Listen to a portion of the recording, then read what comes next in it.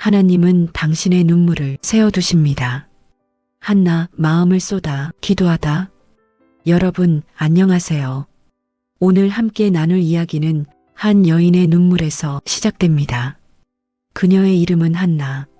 성경 속 인물이지만 그녀가 흘린 눈물은 오늘 우리의 눈물과 다르지 않습니다. 한나는 오랜 세월 자녀가 없었습니다. 매년 계절이 바뀌고 이웃집 아이들이 자라나는 모습을 보면서도 그녀의 품은 비어 있었습니다. 당시 그 시대에 아이가 없다는 것은 단순한 아쉬움이 아니었습니다. 그것은 수치였고 저주처럼 여겨졌습니다. 사람들의 시선이 따가웠고 속삭이는 소리가 귓전을 맴돌았습니다. 저 여자는 왜 아이가 없을까? 하나님께 버림받은 게 아닐까 하며 수군거렸습니다. 한나의 남편 엘가나는 좋은 사람이었습니다. 그는 한나를 사랑했고 위로하려 애썼습니다. 제사 드릴 때면 한나에게 갑절의 제물을 주며 말했습니다. 내가 당신에게 10아들보다 낫지 않소? 따뜻한 말이었습니다. 진심 어린 사랑이었습니다. 하지만 사랑하는 사람의 위로가 때로는 마음 깊은 곳까지 닿지 못할 때가 있습니다. 한나의 마음속 빈자리는 남편의 사랑으로도 채워지지 않았습니다. 그런데 한나에게는 또 다른 아픔이 있었습니다. 엘가나에게는 분인나라는 다른 아내가 있었고 그녀에게는 자녀들이 있었습니다. 분인나는 한나를 괴롭혔습니다. 은근히 때로는 노골적으로 비교하고 조롱했습니다. 한나가 제사 때 받은 갑절의 제물을 볼 때마다 분인나는 비웃는 듯한 표정을 지었을 것입니다. 아무리 사랑받아도 자식 없이 무슨 소용이야. 그 말들이 한나의 가슴에 비수처럼 꽂혔습니다. 식욕이 없었습니다.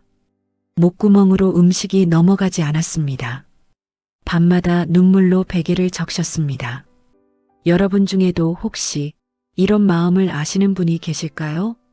자녀 문제로, 건강 문제로, 경제적인 어려움으로, 남들에게는 말 못할 속상함으로 가슴이 무너지는 밤들, 사랑하는 사람이 위로해줘도 마음 깊은 곳은 여전히 텅 빈 것 같은 그 느낌. 한나는 그렇게 해마다 무너져 갔습니다. 그러던 어느 해였습니다. 가족들과 함께 실로의 성전에 올라갔을 때였습니다. 다른 해와 똑같은 제사, 똑같은 자리였지만 한나의 마음은 더 이상 견딜 수가 없었습니다. 분인나의 조롱은 여전했고 주변의 시선은 여전히 따가웠습니다. 그 순간 한나는 더 이상 버틸 수 없다는 것을 알았습니다. 한나는 자리에서 일어났습니다. 조용히 혼자 성전으로 걸어갔습니다. 성전 문기둥 앞에 섰습니다. 그리고 울기 시작했습니다. 소리 없는 울음이었습니다. 입술만 떨리는 기도였습니다.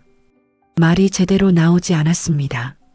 그저 가슴 깊은 곳에서 올라오는 통곡이, 신음이, 탄식이 하나님 앞에 쏟아져 나왔습니다.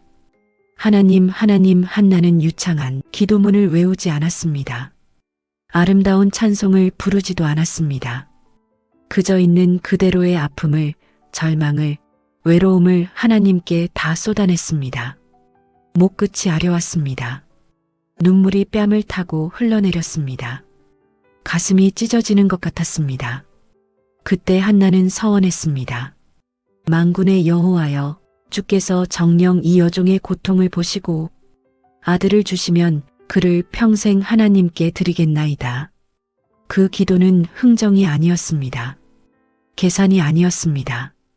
그것은 더 이상 혼자서는 견딜 수 없다는 절박한 부르짖음이었습니다. 여러분, 진짜 기도는 이런 것입니다. 말을 잘하는 게 기도가 아닙니다. 긴 시간 무릎 꿇는 게 기도의 전부가 아닙니다. 진짜 기도는 마음을 다 쏟아내는 것입니다. 하나님 앞에 있는 그대로의 나를 내려놓는 것입니다. 한나는 말을 잘한 게 아니라 마음을 다 쏟았습니다. 그런데 이 모습을 지켜보던 사람이 있었습니다. 제사장 엘리였습니다. 엘리는 한나를 보고 오해했습니다. 입술만 떨리고 소리는 들리지 않으니 술 취한 사람으로 착각한 것입니다. 당신이 언제까지 취해 있겠소? 포도주를 끊으시오. 얼마나 억울했겠습니까? 이미 무너진 마음으로 기도하고 있는데 오해까지 받다니. 하지만 한나는 화내지 않았습니다.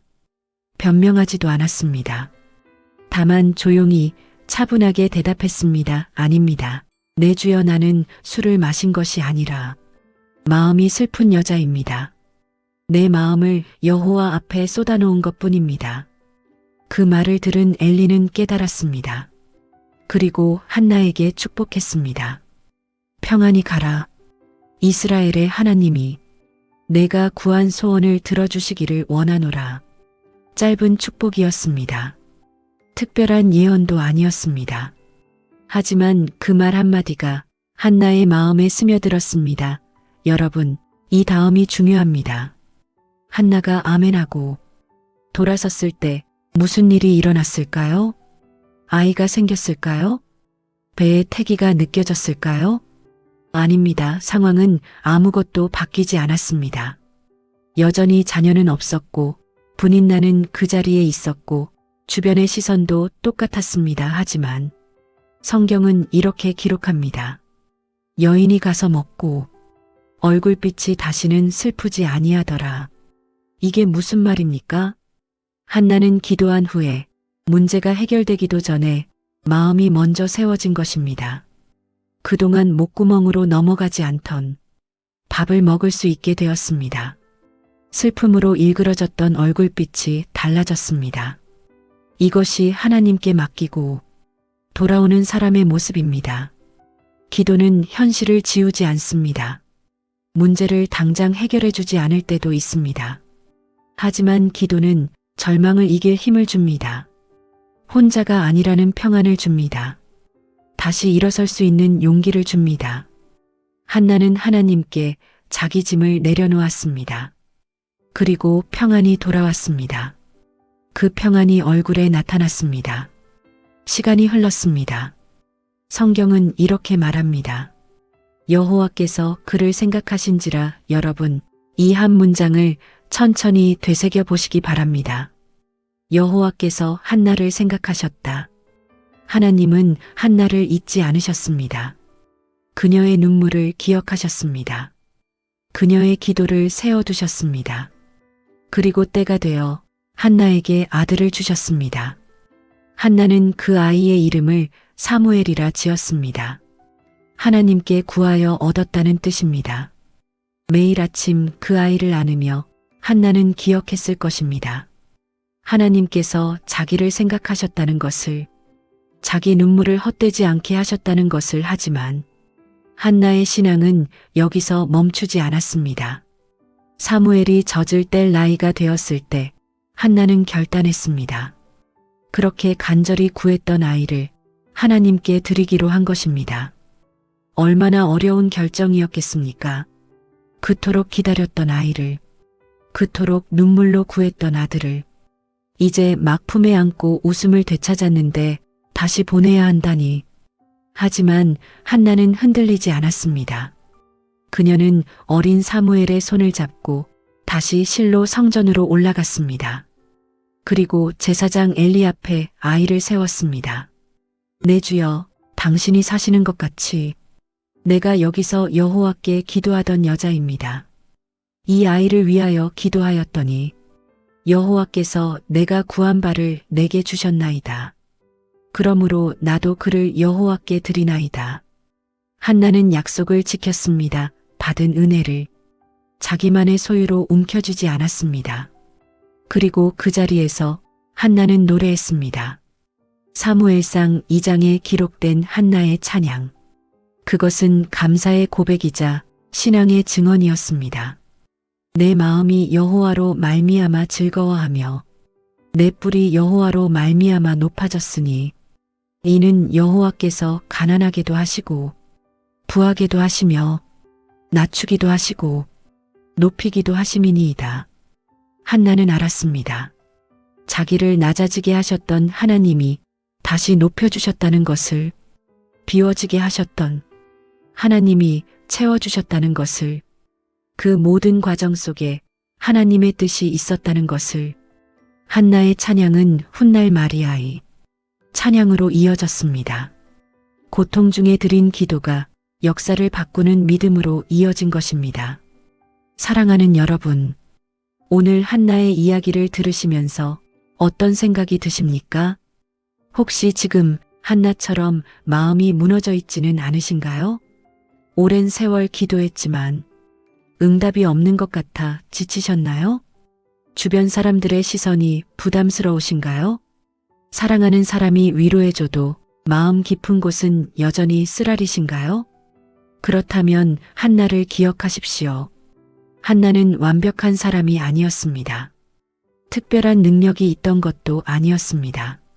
그저 평범한 여인이었고 아픔 많은 사람이었습니다. 하지만 그녀는 한 가지를 알았습니다.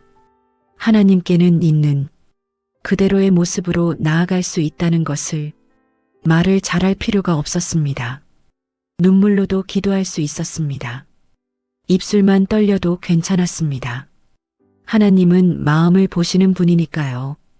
여러분 기도는 문제 해결보다 먼저 마음을 살립니다. 한나가 기도 후에 얼굴빛이 달라진 것처럼 하나님께 마음을 쏟아놓으면 평안이 찾아옵니다. 그 평안은 세상이 주는 평안과 다릅니다. 상황이 바뀌지 않아도 마음이 흔들리지 않는 평안입니다. 그리고 기억하십시오. 하나님은 한나를 생각하셨습니다. 여러분도 마찬가지입니다. 하나님은 여러분을 잊지 않으십니다. 여러분의 눈물을 세워두십니다. 여러분의 탄식을 들으십니다. 여러분의 기도를 기억하십니다. 응답이 늦어지는 것처럼 보여도 하나님은 때를 아십니다. 우리가 이해하지 못해도 하나님은 선한 계획을 가지고 계십니다. 그러니 오늘 여러분도 한나처럼 하나님 앞에 나아가시기 바랍니다. 있는 그대로의 모습으로, 꾸미지 않은 언어로, 아픈 마음 그대로 하나님께 쏟아놓으십시오. 하나님, 저는 지금 이렇게 힘듭니다. 하나님, 제 마음을 주님께 다 내려놓습니다. 그리고 한나처럼 평안히 돌아오십시오. 주님께 맡기고 돌아오는 사람의 얼굴빛은 달라집니다. 절망이 사라지지 않아도 절망을 이길 힘이 생깁니다. 여러분 손에 쥐고 있던 무거운 짐을 오늘 하나님께 내려놓으시기 바랍니다. 그리고 기다리십시오. 하나님은 여러분을 생각하십니다. 잊지 않으십니다. 때가 되면 반드시 응답하십니다. 한나의 눈물이 헛되지 않았던 것처럼 여러분의 눈물도 헛되지 않을 것입니다. 한나의 기도가 역사를 바꾼 것처럼 여러분의 기도도 귀한 열매를 맺을 것입니다. 오늘도 수고 많으셨습니다. 혹시 오늘 이 말씀이 지친 여러분의 마음에 작은 위로가 되었기를 바랍니다. 주름진 손을 바라보며 한숨 쉬는 밤이 있더라도 하나님은 여러분 곁에 계십니다. 혼자가 아닙니다. 잊힌 것이 아닙니다. 하나님은 여러분의 눈물을 세워두시는 분입니다. 오늘 이 말씀을 마음에 새기시고 평안한 하루 보내시기 바랍니다. 감사합니다.